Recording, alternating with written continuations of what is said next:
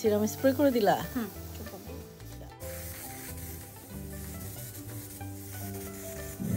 Hello, আসসালামু আলাইকুম। কি অবস্থা সবার? আমার তো আলহামদুলিল্লাহ ভালো। যেখানে যাই সবাই একটা কথাই জিজ্ঞেস করে, তুমি কি স্কিন কেয়ার করো?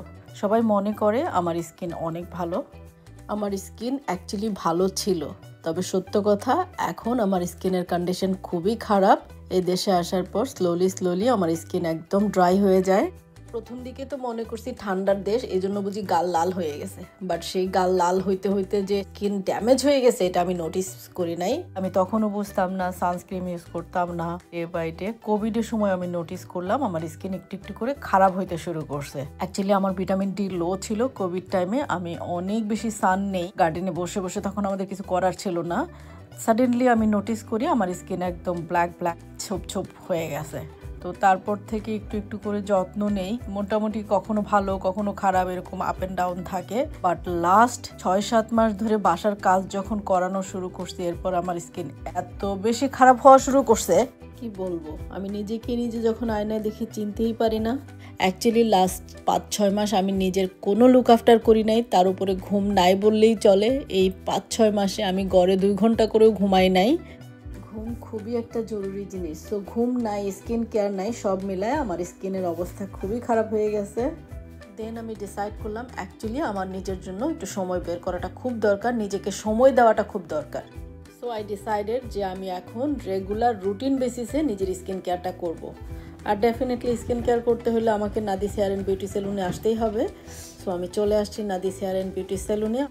আগে যেমন আমি আসতাম, বাট রুটিন বেসিসে আসতাম না। হয়তো 4-5 মাস পরে একবার এসে একটু ফেসিয়াল করলাম, বা ম্যাক্সিমাম টাইমে আমি হেয়ার কেয়ার করে কিংবা একটা মাসাজ নিয়ে চলে যেতাম। এখন থেকে আমি ডিসাইড করছি রেগুলার আমি স্কিন কেয়ারটা করব। তার আগে ভাবলাম যেহেতু আসছি হেয়ারের রুটটাও করা আমার ইম্পর্টেন্ট। অনেক দিন হয়ে গেছে হেয়ার কালার করছি, সো রুটটা করে নিলাম। আর এটার জন্য আমাকে 40 মিনিটস ওয়েট করতে হবে। সো এই ফাঁকে ভাবলাম একটু পেডিকিউরটাও করে ফেলি। বাসায় কাজ করতে করতে পায়ের অবস্থা 12টা বেজে গেছে। নিজে পেডিকিউর করাটা আসলে অনেক ডিফিকাল্ট নিচু হয়ে। তো এই কাজটা যখন অন্য কেউ যত্ন নিয়ে করে দেয় যে কি শান্তি, কি বলবো। পেডিকিউর করতে করতে আবার চমৎকার করে একটা চাও দিয়ে দিল।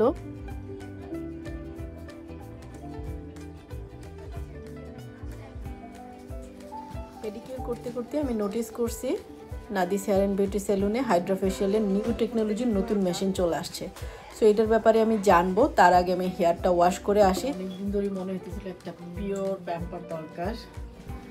একদম আসছি আসলে বিউটি সেলুনে নতুন হাইড্রা ফেশিয়াল মেশিন চলে আসছে, হাই টেকনোলজি। আমি অনেক বেশি এক্সাইটেড সার্ভিস নেওয়ার জন্য।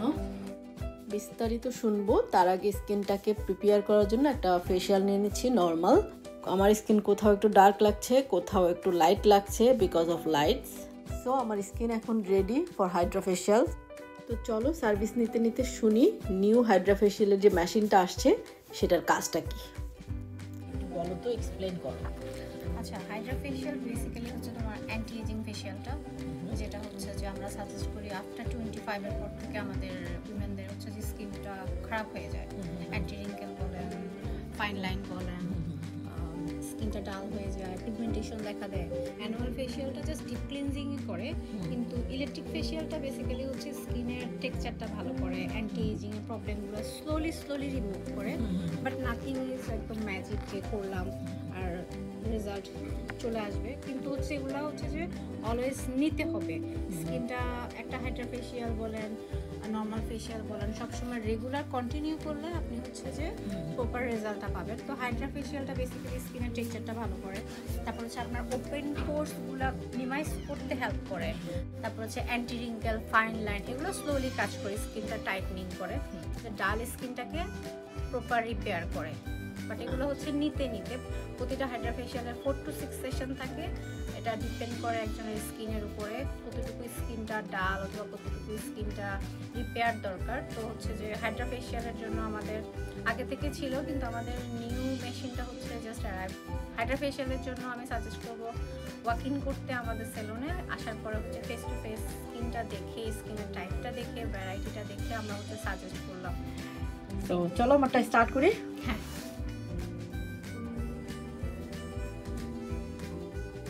ম্যানুয়াল ফেশিয়াল তুমি উইকলি 2টা নিতে পারো, but Hydra facial every 4 weeks. Skin care করছো আপু? না কোনো কিছু না। কেন? হাইড্রা ফেশিয়াল করার আগে 2-3 দিন হচ্ছে তুমি কোনো রকম যে সিরামগুলো ইউজ করো, গায়াকুলিক অ্যাসিড, নিয়াসিনামাইড, এগুলো ইউজ না করাটা বেটার। করছো না কিছু? কালকে নিয়াসিনামাইড দিছি। কালকে বেশি প্রবলেম হবে?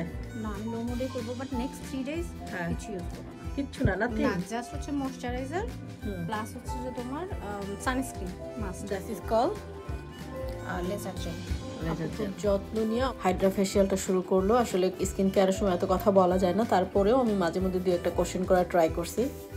সো আমি বলবো যাদের যে প্রবলেম আছে আপনারা যান, কথা বলেন, দেন সার্ভিস নেন। আমার স্কিন এক টাইপ, আপনার স্কিন এক টাইপ।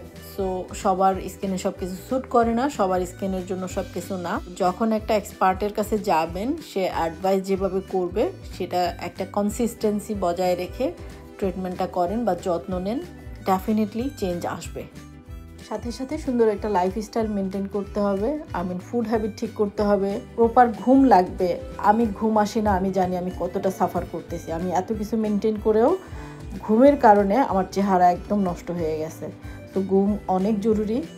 সোশ্যাল মিডিয়ার যুগে ম্যাক্সিমাম দেখা যায় রাতে বসে বসে ফোন স্ক্রল করতে থাকি, ঘুমাই না। সো এই হ্যাবিটটা আসলে আমিও কাট করার ট্রাই করছি, ইনশাল্লাহ চেঞ্জ আসবে।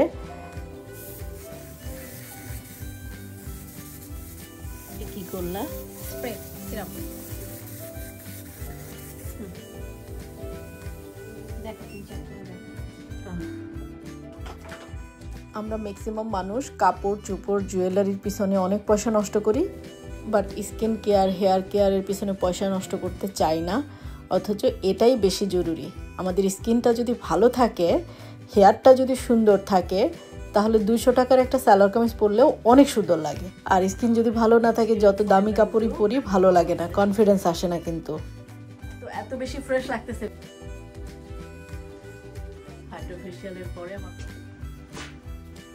কি বলবো, সো আমি ডিসাইড করছি যত দূরেই থাকি, যত ব্যস্তই থাকি, মাসে একবার আমাকে আসতেই হবে ফেশিয়াল নিতে। Thank you. যেতে যেতে এটাই বলবো, নিজের প্রতি যত্নশীল হন, নিজের পিছনে ইনভেস্ট করুন, দেখবেন নিজের কনফিডেন্স অনেক বিল্ড হয়ে গেছে। আর নিজে কনফিডেন্ট থাকলে অনেক কঠিন কাজও অনেক সহজ করে সুন্দর করে করতে পারবেন। যাই হোক, আজকে এখানে বিদায় নিচ্ছি। সবাই ভালো থাকবেন, সুস্থ থাকবেন, আর অবশ্যই আমাদের জন্য দোয়া করবেন। আল্লাহ হাফেজ।